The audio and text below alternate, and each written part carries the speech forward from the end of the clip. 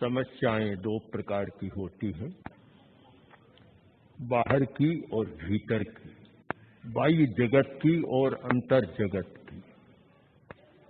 हम प्रायः बाह्य जगत की समस्याओं पर ध्यान देते हैं और उन्हें सुलझाने का प्रयत्न करते हैं।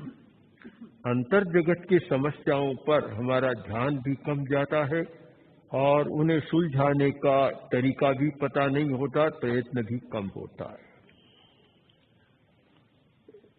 एक सिद्धांत को आप दृढ़ता के साथ अपना लें कि भीतर की समस्याओं को सुलझाए बिना बाहर की समस्याएं भी मुश्किल से सुलझती है, जटिल बन जाती है। जो व्यक्ति भीतर की समस्याओं को सुलझाने का अभ्यास करता है, बाहर की बड़ी से बड़ी समस्या छोटी बन जाती है, और जो भीतर की समस्या को नहीं सुलझा पाता, छोटी समस्या उसके लिए राई पहाड़ बन जाती है। इसलिए हम भीतर की समस्याओं पर ध्यान दें। भीतर की जो समस्याएं हैं उनको संक्षेप में पहले प्राथमिक कक्षा में जानने का प्रयत्न करें तो दो तीन समस्याएं बहुत बड़ी हैं। एक प्रमाद की समस्या, एक कसाय यानी संवेग आवेश की समस्या, और एक चंचलता की समस्या। ये बहुत बड़ी तीन समस्याएं बहुत बड़ी हैं। आदमी में कसाय बहुत प्रबल होता है, संवेग बहुत प्रबल होते हैं, और उन संवेगों के कारण धर्म कर्म दोनों भी मलिन जैसे बन जाते। धर्म की बात भी बहुत करता है, पर कसाय प्रबल है, क्रोध प्रबल, अहंकार प्रबल, छल कपट और लोभ प्रबल, काम वासना भी प्रबल। तो फिर धर्म की बात नहीं चलती और कुछ हो जाता है।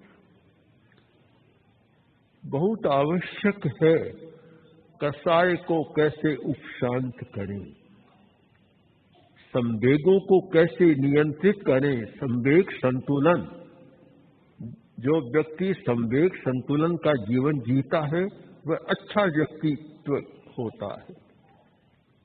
जिसका अपने संवेगों पर नियंत्रण नहीं, संवेग संतुलित नहीं,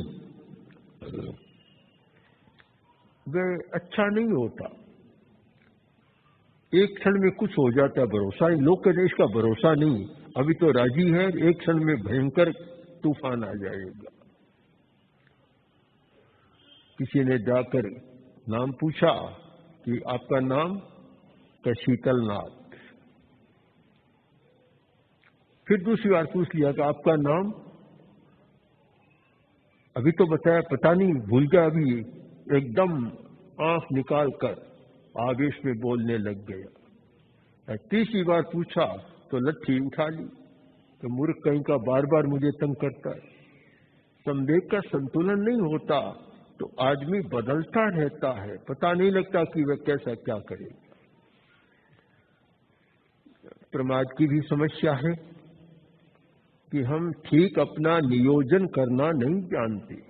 तो समय का नियोजन होना चाहिए, और आज का जमाना नियोजन का, मैनेजमेंट का जमाना, हर चीज में मैनेजमेंट का प्रयोग होता है।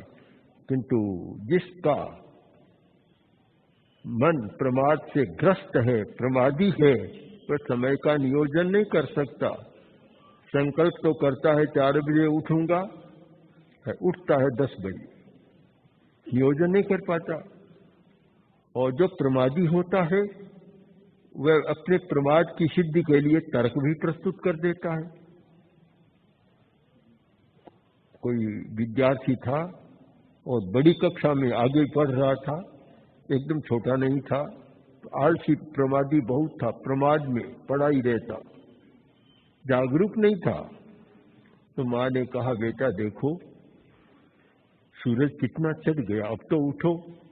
बोला, माँ क्या बात कहती हो तुम, सूरज के साथ मेरी तुलना करती हो? सूरज तो कभी सो जाता है, मैं रात को 10 बजे सोता हूं। तर्क भी वैसे ही हो जाते हैं प्रमाद को सिद्ध करने के लिए। तो प्रमाद बहुत बड़ी बाधा है, कसाय बहुत बड़ी बाधा, प्रमाद बाधा, और इन दोनों को प्रवाहित करने वाली बाधा है मन की चंचलता, हमारी एकाग्रता नहीं है। प्रमाद और कसाय, प्रमाद और आवेश संवेग, इन दोनों के लिए वाहन बनती है चंचलता, जो इनको बाहर तक ले जाती है और आदमी को असफल बनाती है, दुखी बनाती है, अशांत बनाती है। सब कुछ होते हुए भी आदमी अशांत हो जाता है। हम इन बाधाओं को कैसे पार कर सके? ध्यान एक ऐसी प्रक्रिया है कि जिसके द्वारा मन की चंचलता को कम किया जा सकता है, एकाग्रता को साधा जा सकता है, जागरूकता भी बढ़ सकती है, प्रमाद कम हो सकता है और कसाय भी उपशांत हो सकता है। हमने ऐसे सैकड़ों सैकड़ों, हजारों भी हो सकते हैं, सैकड़ों सैकड़ों लोगों को देखा कि जो भयंकर क्रोध था, भयंकर लोभ और अहंकार था, किंतु ध्यान के प्रयोग के बाद उनका क्रोध शांत हो गया। और ऐसा हुआ कि शायद घर पर गए तो पत्नी को भी आश्चर्य हुआ और सोचा कि ये वही व्यक्ति है, कोई दूसरा आ गया। शायद रामायण का प्रसंग सामने आ गया होगा कि क्या बात है, पतिदेव आ गए, अभी तो गुस्सा नहीं किया, ये तो आश्चर्य की बात है। पर शांत हो सकता है, ये कसाय शांत हो सकते हैं, किंतु केवल पढ़ने से जानने से नहीं, प्रयोग के द्वारा। हम प्रयोग के द्वारा जो उत्तेजना के हमारे शरीर में केंद्र हैं और उत्तेजना को पैदा करने वाली हमारी आंतरिक परिस्थितियां हैं, आज की विज्ञान की भाषा में तो ग्रंथि तंत्र कहें, अंतस्रावी ग्रंथि तंत्र आदि आदि जो हमारी आंतरिक परिस्थितियां हैं और हमारे भीतर के जो जैव रसायन है, उनको प्रभावित करें, परिष्कृत करें, तभी ये परिवर्तन हो सकता है, केवल पढ़ने से नहीं। इसीलिए ध्यान के द्वारा इन सब का परिष्कार होता है, परिवर्तन होता है। इसलिए ध्यान एक ऐसी साधना है जिसका मूल्यांकन जैन आचार्यों ने इस भाषा में किया कि 2 दिन का उपवास, बेले की तपस्या और 5 लव का ध्यान, यानी 2.5 मिनट का ध्यान, उसको एक व्यवहारिक तुलना करें कि कितना लाभ होता है, तो बेले की तपस्या, 2 दिन का उपवास, 2.5 मिनट का ध्यान। मैं मानता हूं यह भी छोटा है। ध्यान का लाभ तो इतना है कि शायद बेले की तपस्या से भी तोला नहीं जा सकता, फिर भी एक अनुमान किया है, तो इतना बड़ा लाभ होता है। क्योंकि ध्यान हमारी इतनी आत्मा की पवित्र अवस्था है कि हम सहज आत्मा तक पहुंच जाती है। बहुत लोगों का प्रश्न होता है और हमारे पास बहुत आते हैं कि आत्मा का साक्षात्कार कैसे हो, परमात्मा का साक्षात्कार कैसे हो।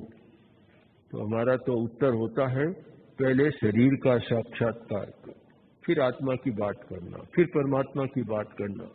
जब तक तुम शरीर के भीतर विद्यमान रहस्यों को, शक्तियों को, नियमों को नहीं जानते, तब तक आत्मा परमात्मा की बात कोई वाचिक बात है, वांग्मय शब्दों का व्यापार है, होता कुछ भी नहीं है। इसलिए हम शब्दों से ऊपर उठकर मन